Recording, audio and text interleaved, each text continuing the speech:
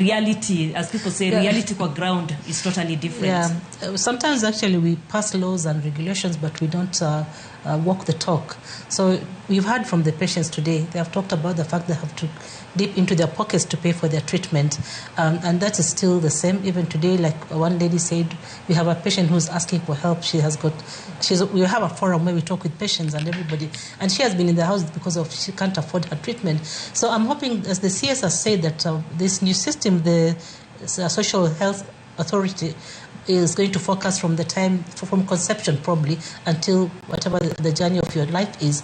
I'm hoping that it will include palliative care, because one of the things that she has talked about, the hospices do home visits. They go and see patients at home. This cost has not been paid forever in this country. How can we also ensure that these costs are taken? One of the things I said earlier on is palliative care costs a lot of costs. Patients come because their needs are not being met.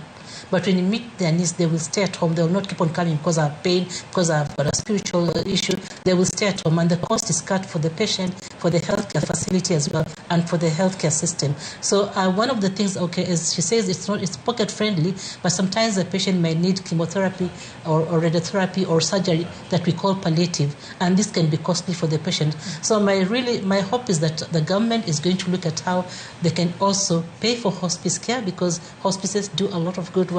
One of the things we did to minimize costs in this country through the Kenya Hospices and Palliative Care System is to integrate palliative care into the healthcare system. So it's fully budgeted for. It's part of the ongoing service in a health institution. So integration is still very important as well.